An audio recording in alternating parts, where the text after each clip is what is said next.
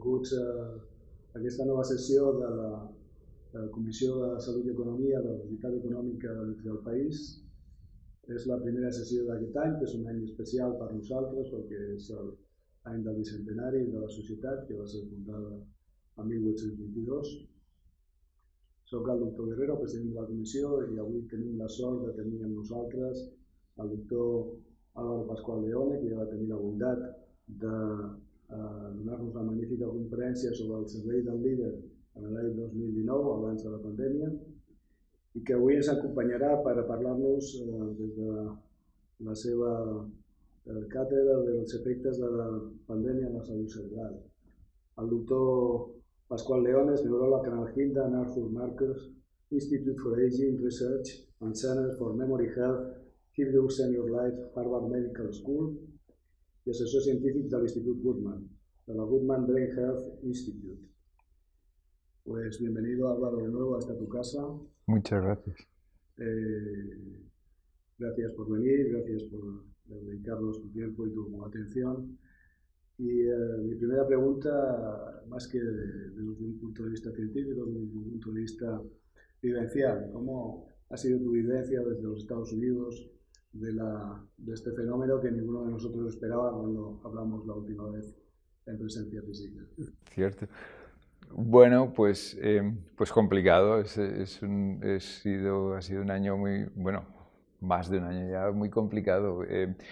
Muy complicado por muchas cosas. Primero porque no puedes anticipar y por lo tanto realmente resulta algo sorprendente y con eso las normativas, reglamentos, directrices iniciales pues tienden a ser excesivamente protectoras probablemente, con lo cual de un día para otro de venir mensualmente a Barcelona nos dijeron no puedes salir porque si sales Harvard no deja volver porque tienes el riesgo de poder traer algo.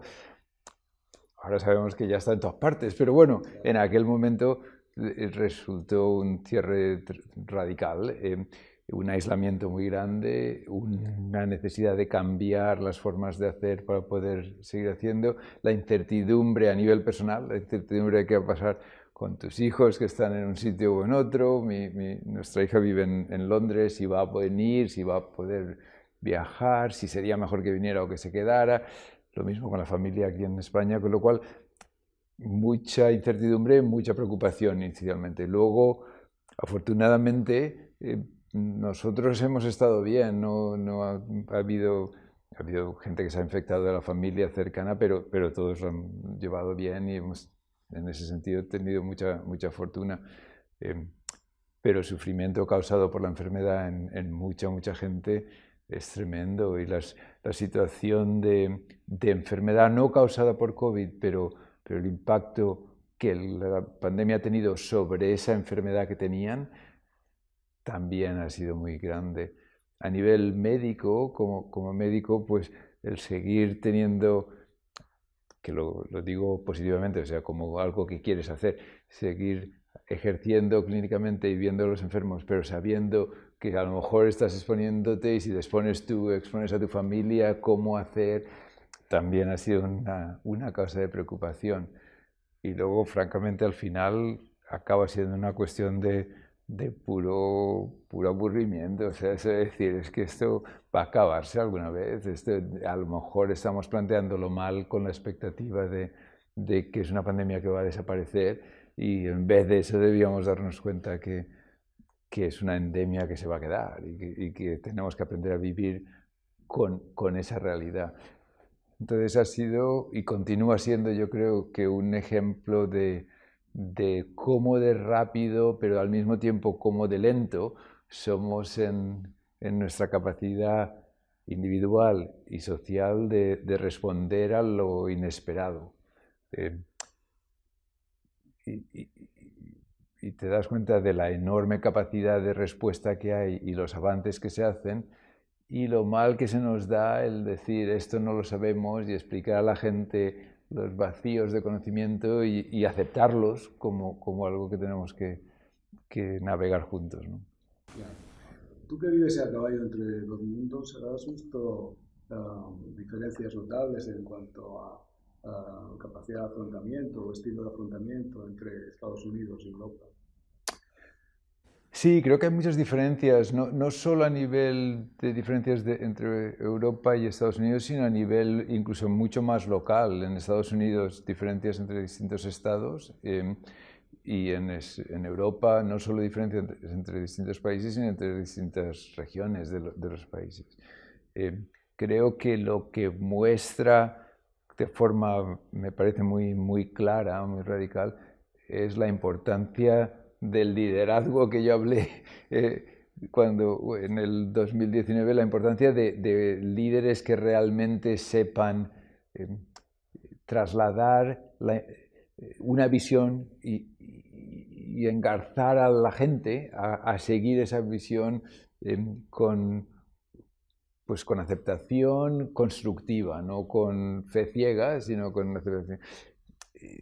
La gente, en general, los ejemplos que tenemos en la respuesta a la pandemia creo que ilustran lo bien que responden los pueblos a un liderazgo constructivo que empodere a la gente a entender por qué tiene que actuar de una cierta manera, encontrándose como el polo opuesto el intento de directriz obligatoria de hacer esto, a la cual, quieras que no, da respuesta, por lo menos en un porcentaje de la gente, a una respuesta de rechazo negativo. Entonces, creo que hay diferencias muy locales en ese sentido.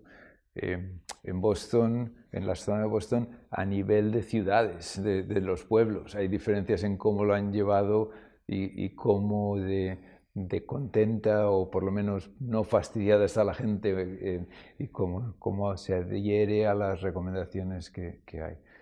Pero más a nivel global, más a nivel general, creo que la respuesta en Estados Unidos ha sido muy polarizada por razones políticas que vienen desde Trump a la transición a Biden, con promesas en el contexto electoral muy polarizantes que ha llevado a una dificultad seguida a partir de ahí. Tú no puedes hacer en una campaña electoral el uso de la vacuna como algo que tú no vas a hacer porque tu contrario la ha desarrollado y luego ser el primero en vacunarte. Eso crea una tensión en el discurso que a la postre puede traducirse mal en la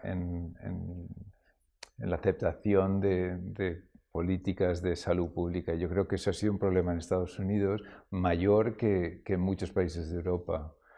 Y al mismo tiempo la capacidad de respuesta del sistema sanitario en Estados Unidos ha sido mejor que en Europa, con lo cual el riesgo de llegar a un momento donde la gente no tuviera acceso a tratamiento médico o a facilidades médicas, a aparatos, a ventiladores, creo que ha sido un riesgo menor comparativamente con la realidad en muchas zonas en Europa.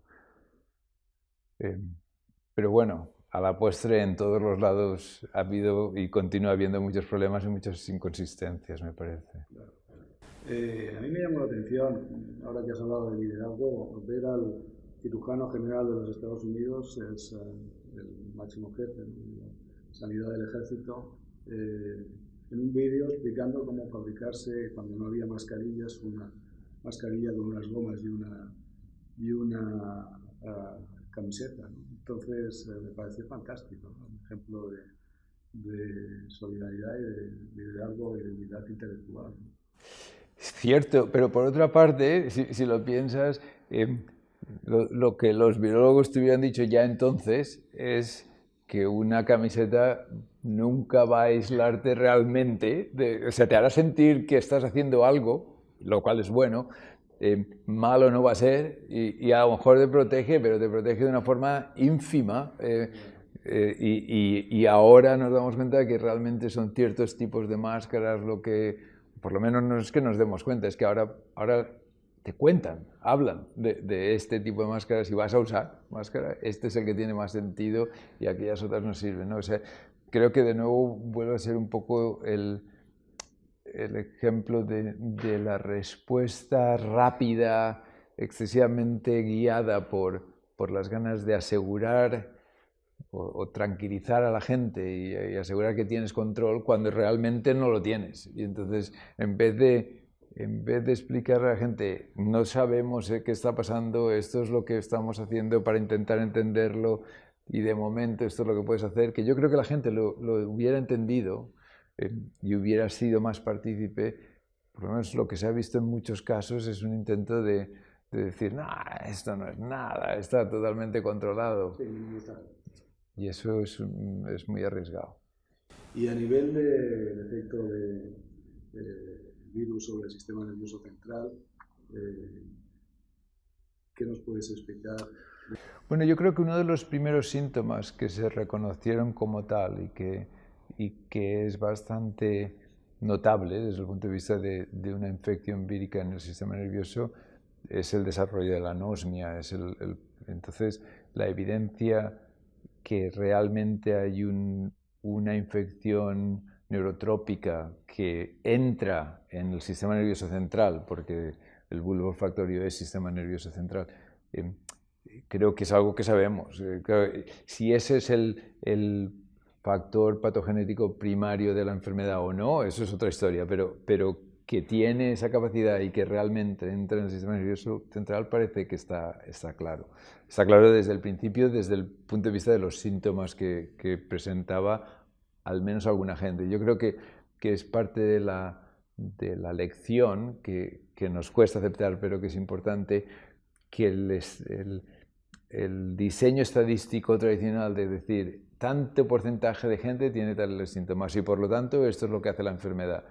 Es un nivel de análisis distinto del caso individual. Si hay una persona, en el cual le puedas hacer la autopsia y encontrar partículas de virus en el sistema nervioso central, es posible que el virus entre en el sistema nervioso central. El N de 1 es cierto en ese sentido que nos enseña cosas.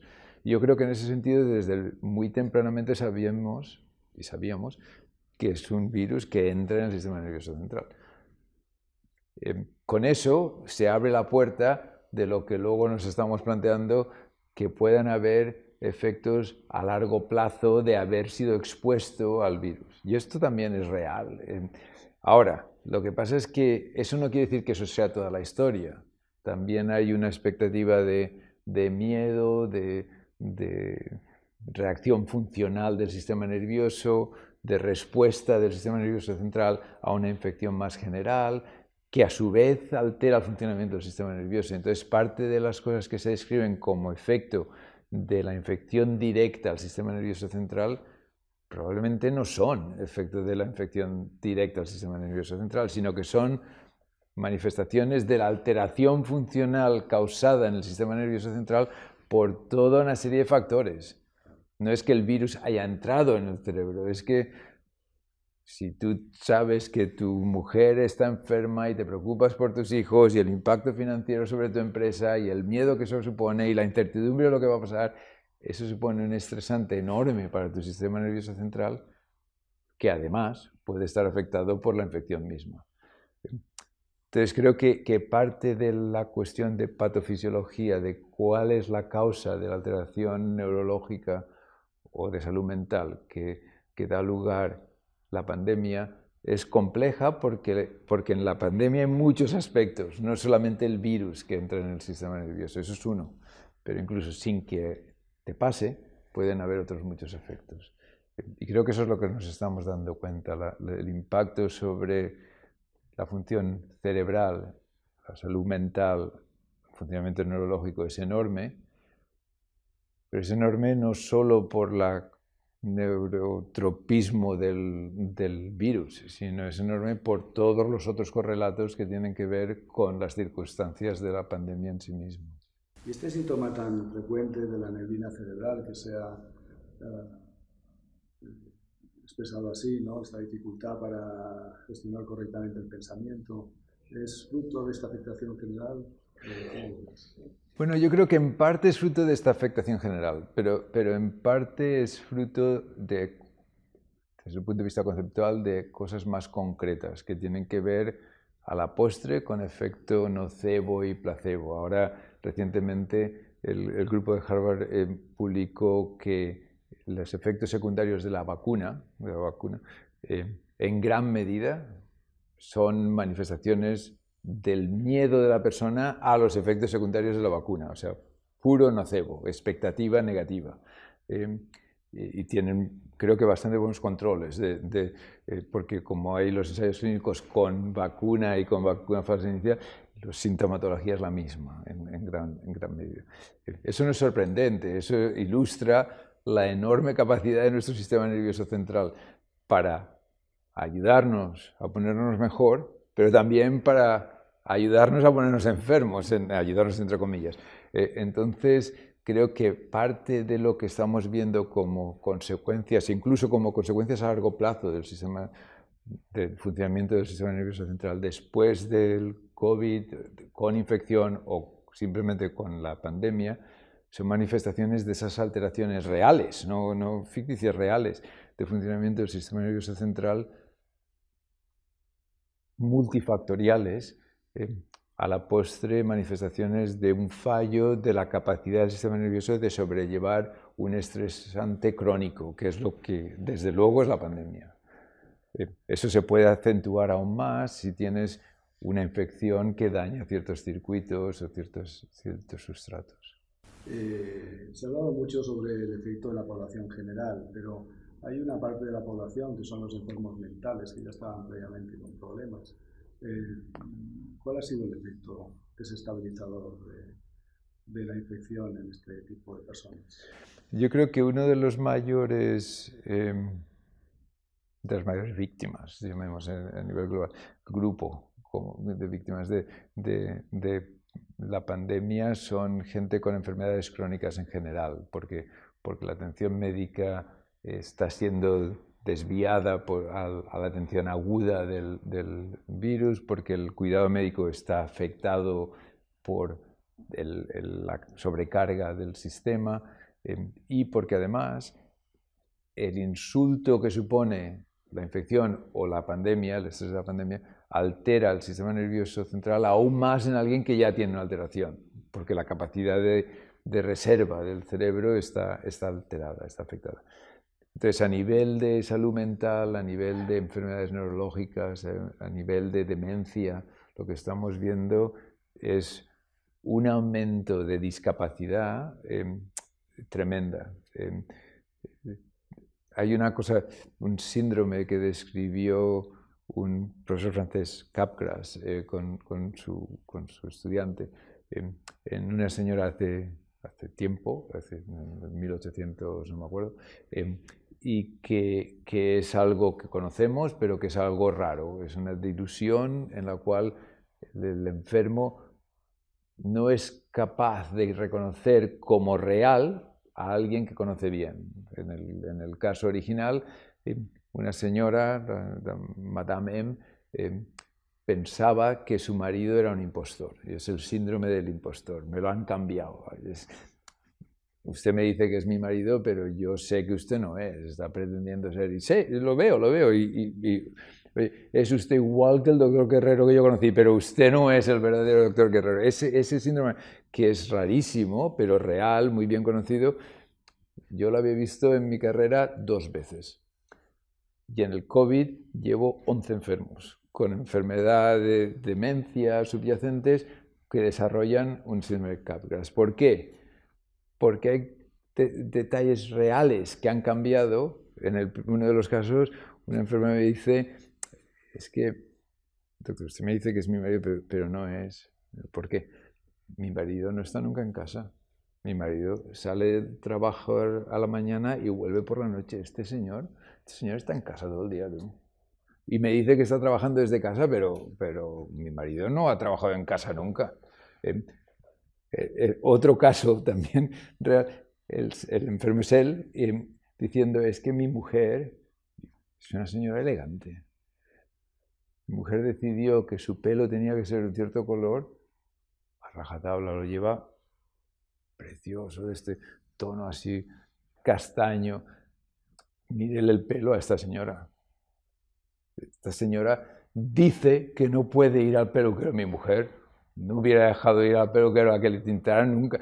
Y claro, esa realidad, porque los casos estos son reales, los detonantes son reales, pero no entroncan con la memoria de la persona y la alteración subyacente, en estos casos de demencia, que les hace difícil el entablar la lógica y recordar que hay una pandemia, que no pueden salir, que las peluquerías están cerradas, que el marido tiene que trabajar.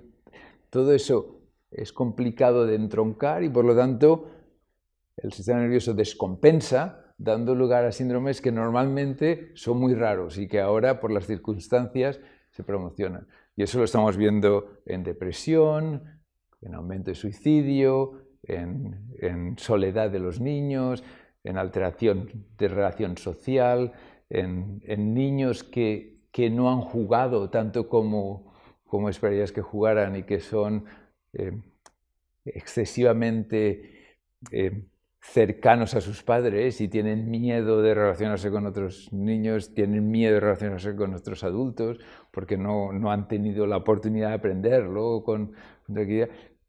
Yo creo que vamos a ver consecuencias de todo esto muy a largo plazo y durante mucho tiempo, porque esto está durando mucho. En este sentido, va a dejar huella genética y epigenética la epidemia. Bueno, lo que sabemos de la realidad de nuestro bagaje genético es que está a la merced de las experiencias vividas, ¿no? Esto es la noción de la epigenética, que nuestro estilo de vida, nuestras experiencias, nuestra realidad cotidiana modifica utilizando la expresión de genes y por lo tanto deja huella que hace que la producción de nuestros genes cambie y de hecho que cambie de manera que lo pasemos a nuestras generaciones futuras. Esos cambios epigenéticos, sin duda, aprenderemos mucho sobre ello en los próximos años, pero es difícil no imaginar que va a tener una consecuencia muy, muy grande para las generaciones actuales y por esa traslación de factores epigenéticos para generaciones futuras. Dando una mirada hacia atrás, ¿qué analogías y diferencias ves con la gripe española de 1918? Se daba en un contexto de la Primera Guerra Mundial, ¿no? Que había habido una desgracia muy importante, ¿no? Con factores de estrés postraumático derivados de la guerra en los países a los que afectó. Sí, yo creo que en muchos aspectos hay muchas similitudes, ¿no? Y en ese sentido el hablar de una pandemia ahora como si fuera la primera vez en la historia de la humanidad que hay pandemias es absurdo. Esto ni es la primera ni va a ser la última.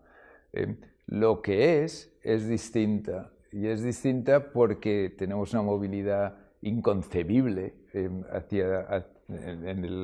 los 1917, 18, 19, el ir de Estados Unidos a Europa, ir y venir en 8 horas, 12 horas, dependiendo de dónde vayas, eso era inconcebible. Ahora es lo más normal del mundo. Nos resulta notable que no lo puedas hacer.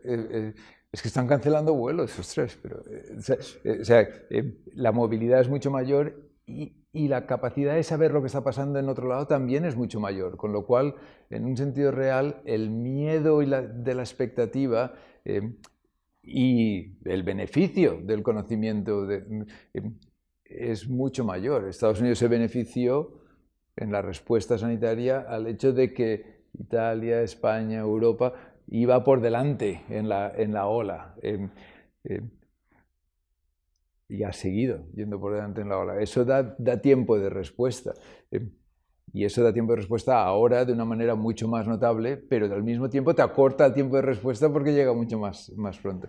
Con lo cual yo creo que hay muchas cosas semejantes, similitudes son obvias, pero al mismo tiempo hay unas circunstancias que hace que el impacto sea mucho mayor, para el bien y para el mal. O sea, también da la posibilidad no solo de conocimiento que se traslade pronto, si se libera de cargas políticas y se toma como conocimiento y se sacan las consecuencias adecuadas, pero también hay la posibilidad de ofrecer apoyo y estar conectado de una manera de nuevo impensable hace muy poco. O sea, la capacidad de relacionarse con gente por telecomunicaciones, incluso medicina, por telemedicina, es espectacular. ¿Qué papel positivo y negativo han jugado los medios y las redes en esta circunstancia que estamos viviendo? Bueno, yo creo que la tecnología en general y los medios en particular nos permiten mantenernos conectados y unidos, eso es muy, muy bueno, permiten distribuir la información y al mismo tiempo ponen una enorme responsabilidad sobre ellos de que difundan una información que sea real y lo que hemos visto es que ese no es el caso. Y no es el caso por falta de responsabilidad desde mi punto de vista ética de las instituciones y de medios, pero también porque los individuos, en expresión de su propio miedo, aumentan o sea, nos gusta el petardo, que digamos en el valenciano, o sea, nos gusta el estallido. ¡Ostras, tú, que me he enterado! Y a lo mejor está seguro como manifestación de un juego de teléfono donde vas aumentando la cosa y al final no tiene nada que ver con lo que ha pasado realmente o con la situación real. Y entonces yo creo que hay mucho de eso, hay mucho aparente conocimiento que son anécdotas que están salidas de contexto y desvirtuadas, pero hay también la oportunidad de usar los medios y las conexiones de una forma constructiva y creo que hemos visto ejemplos de ambos que es bueno. La gente ha seguido con mucho mayor detalle la posibilidad de cuántas infecciones hay, cuántos casos son. Eso es fantástico. Al mismo tiempo es muy fácil hacer esas estadísticas y gráficos espectaculares y crear realmente una situación de miedo sin tener cuidado en qué datos está realmente poniendo y hasta qué punto son fiables, etc. Con lo cual creo que se ve el cara, el cruz de esas capacidades, ¿no? Pues decía el doctor Budena, el catedrático de la Universidad Autónoma de Inglaterra, el pasado mes de noviembre, que esta experiencia nos había dado una lección de humildad intelectual, ¿no? Nos creíamos que éramos el top, ¿no? de la cadena, digamos, de la pirámide, y ahora resulta que no, que los microorganismos son los que realmente dominan la Tierra, ¿no? Y también hablaba de que la edad te da una perspectiva mayor que la juventud. ¿Cómo ha afectado por niveles de edad la epidemia diferentemente a cada uno? Si me permites dos comentarios a lo que dices. Yo creo que es cierto que situaciones así donde es obvia la limitación del conocimiento de las organizaciones, de las culturas y de las instituciones humanas, deben llevar a una vivencia de humildad. Yo no estoy seguro que sea una cuestión jerárquica de si los microorganismos están arriba o nosotros estamos. Me parece que es una conceptualización que no es real. O sea, somos mucho más interdependientes y mucho menos estructuras jerárquicas de lo que pensamos, pero a postre somos consecuencia y causa de juegos que no controlamos a nivel biológico y a nivel mundial. Y yo creo que eso es lo que ilustra esto. Pero esa perspectiva cambia con la edad y somos pues, más conscientes de ello, yo creo. La gente mayor tiende a ser más consciente de ello, de esa incertidumbre vital, de esa levedad de la existencia, ¿no? Donde cualquier cosita, un microbio que no ves tú, ¿no? ¿Quién sabía que había partículas que entran por mascaritas de tela? ¿Tú? Es que, y que pueden cambiar completamente el mundo. Bueno, esto no era algo que éramos realmente conscientes hasta qué punto tiene esto un impacto. Pero a medida que vives, cuanto más vives, más realidades cotidianas has vivido, donde cosas inesperadas ocurrían, ¿no? Esto es lo del Talib Najib, del cisne negro, ¿no? O sea, tienes que ver uno, y ves uno y ya sabes que existen. Es raro, sí, es raro, pero ocurre. Cuanto más vives, más oportunidades hay de ver eventos de esa manera. Y creo que en ese sentido la posibilidad de aceptar como lo que es, como una realidad que no vas a cambiar.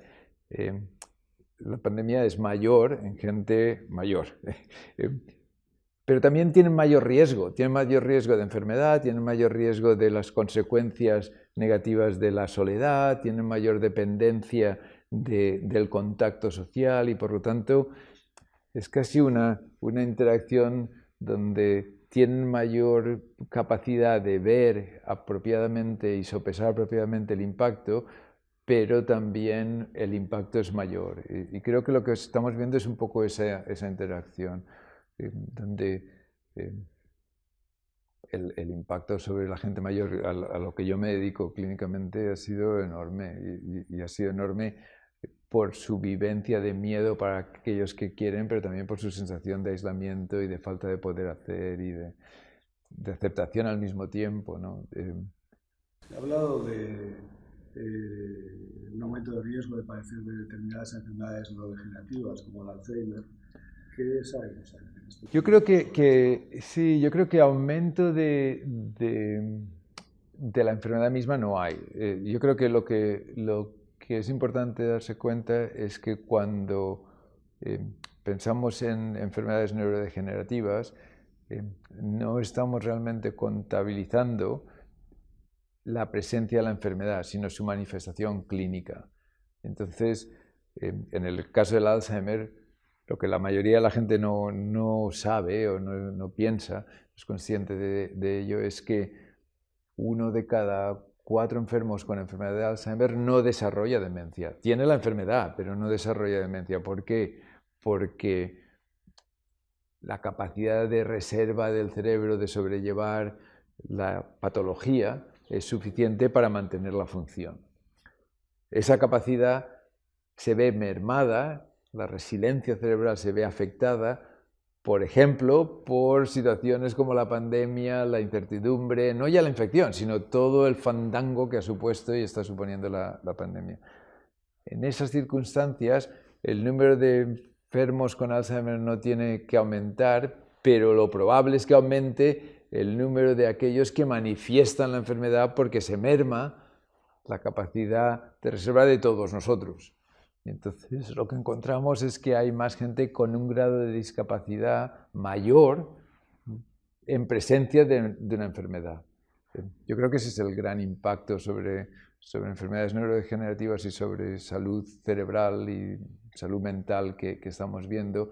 No es que haya más gente con estas enfermedades, es que hay menos capacidad de todos nuestros cerebros de sobrellevar las enfermedades si existen, porque está ocupado, entre comillas, el cerebro en sobrellevar el estrés tremendo y el impacto nocivo de una situación que es muy complicada para el cerebro sobrellevar.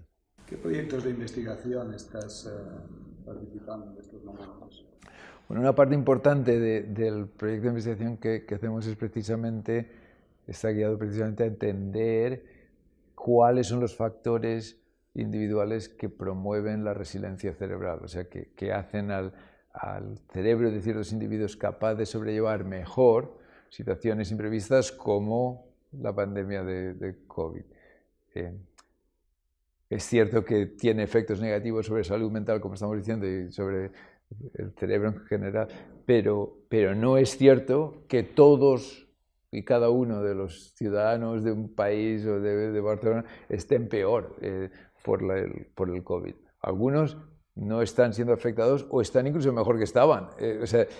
Hay diferencias en el impacto, y hay diferencias en el impacto en parte genéticas y de predisposición y de comorbilidades que tienen, pero en parte por la capacidad del cerebro de cada una de esas personas de poner en marcha mecanismos que promuevan la resiliencia cerebral, la capacidad de sobrellevar un imprevisto tan notable como el COVID. En ese sentido, no es distinto, es esa capacidad de lo que ocurre cuando uno tiene Alzheimer o tiene cáncer o se le muere un padre. Es el mismo fundamento neurobiológico, pero es el fundamento neurobiológico puesto a test total con una situación muy, muy extrema. Y nosotros lo que estamos intentando es entender cuáles son esos mecanismos y sobre todo entenderlos para poder fomentarlos. ¿Qué podemos hacer para que alguien que tenga una capacidad de resiliencia X, intentar aumentarle esa capacidad para que pueda sobrellevar mejor los imprevistos que pueda dar la vida? Y tenemos el estudio, gracias a la Caixa del Barcelona Brain Health Initiative, que nos permite estudiar esto. Tenemos el privilegio de tener el apoyo de la Marató con un proyecto para hacer estudios sobre esa resiliencia y potenciarlos. Tenemos el apoyo de Pandemias con fondos de investigación y una colaboración estrecha con David Bartrés y con los compañeros de la UB para poder entender mejor cuáles son los mecanismos que podemos modificar a nivel individual para tener globalmente una situación de mayor resiliencia, de mayor capacidad de sobrellevar la enfermedad.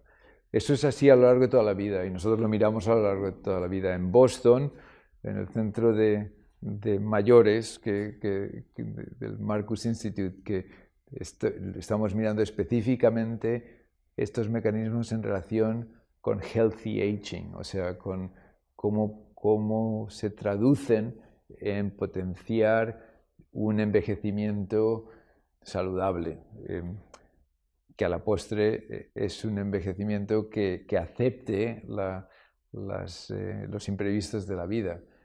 Y es aprender las lecciones de los mayores para poder trasladárnoslas a los menos mayores cuando realmente las deberíamos de empezar a aprender a los 15, 20, 30, 40 años y cómo hacerlas trasladables a la gente más joven de forma adaptativa, ¿no? De forma que te ayudan. Quisiera plantearte una pregunta que me ha trasladado uno de nuestros socios, que dice, ¿será posible después de haber tenido que modificar bastantes patrones de comportamiento debido a la pandemia recuperar nuestras costumbres anteriores una vez dejemos la pandemia atrás? En caso afirmativo, ¿costará mucho tiempo teniendo en cuenta la intensidad del estrés que hemos vivido? Fíjate, yo creo que esta idea de no puedes desbatir el huevo batido es particularmente aplicable al sistema nervioso humano, o al sistema nervioso general, de todos los animales, también de los humanos. O sea, no puedes desandar el camino andado. Esto es lo de Machado. Con lo cual, el planteamiento cuando la gente dice es que queremos volver a donde estábamos antes, yo creo que es imposible. Es imposible. No vamos a poder volver.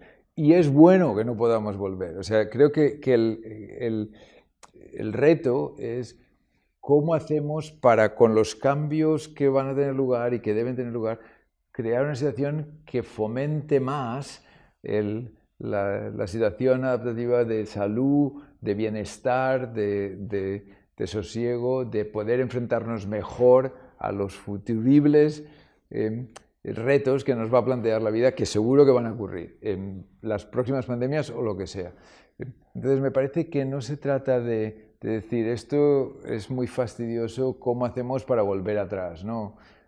Esto es muy fastidioso, ¿cómo hacemos para que cuando volvamos a tener que enfrentarnos a esto estemos en una situación donde sea quizá un poquito menos fastidioso o fastidioso de otra manera? Creo que ese es un poco el reto que tenemos. Creo que desde el punto de vista individual, pero también social, si nos olvidamos de lo que estamos pasando, creo que va a ser una oportunidad perdida. Y en el sentido estricto una tragedia. Creo que no debemos plantearlo así. ¿Hay algún aspecto al que no nos hayamos referido en esta charla que quisieras poner de manifiesto, tal vez abundar en el tema de la resiliencia que ya hemos tocado? ¿Hay otro aspecto positivo del aprendizaje que supone esta experiencia vital?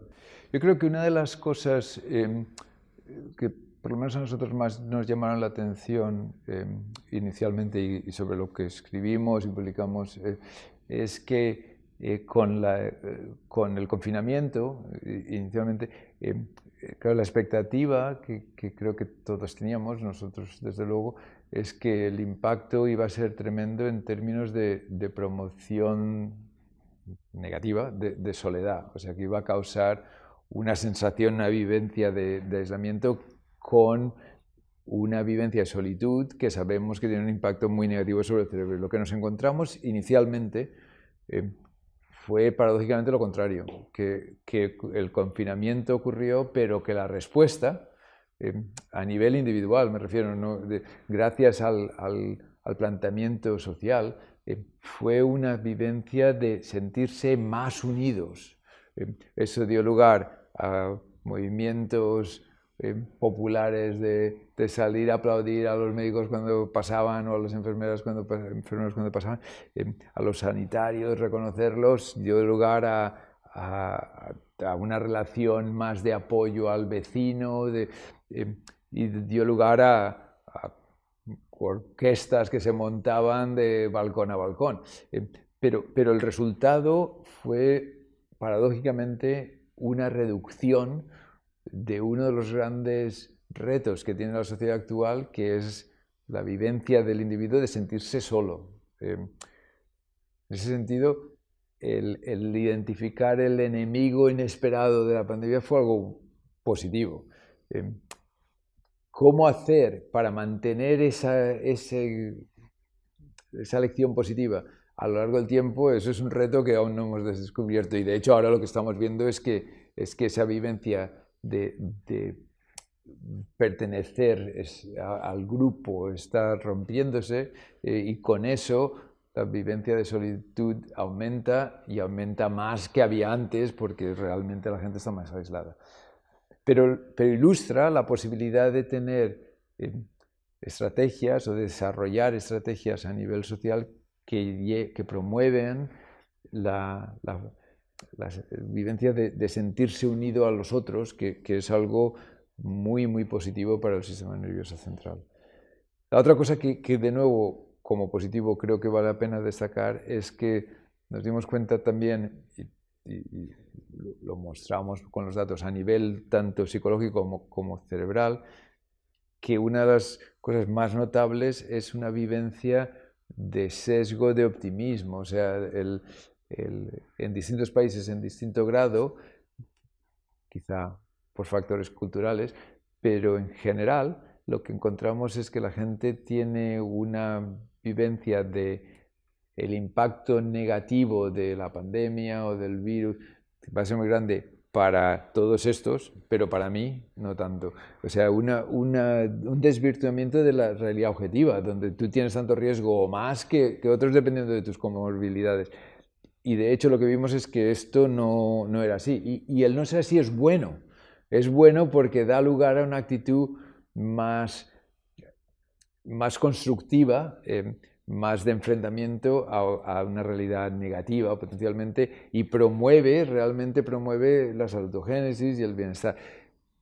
Pero es malo al mismo tiempo porque si uno se hace irracional al respecto de su falta de riesgo personal, da lugar a actitudes que le aumenten el riesgo para él y para los suyos. Y entonces ese sesgo de optimismo es algo que fue muy notable en un principio y que es importante darse cuenta y tener en cuenta. O sea, yo creo que como esto hay muchas lecciones de la pandemia que realmente vale la pena extraer a nivel de neurobiología individual y también a nivel de salud pública y de políticas de educación pública. Pero creo que nos va a costar mucho el sacarlas todas y extraer realmente lo que es positivo. Y al mismo tiempo ha habido muchas cosas muy, muy entristecedoras, no solamente por la pérdida de gente, de vidas y del sufrimiento de tanta gente, sino también por la actitud de gentes y de instituciones de no darse cuenta del del impacto negativo que esto tiene. Y eso yo creo que hay lecciones que debemos de extraer. Si me permites, tú destacabas o me preguntabas por la relación con las pandemias anteriores y con la mal llamada gripe española. Una de las cosas que publicó Science justo al final de cuando ya había, entre comillas, acabado aquello, hubo un editorial en Science donde destacaban la importancia, del 1919, destacando la importancia de sacar enseñanzas ahora para prevenir, y destacaba toda clase de acciones que se debían tener en cuenta para que esto no volviera a pasar.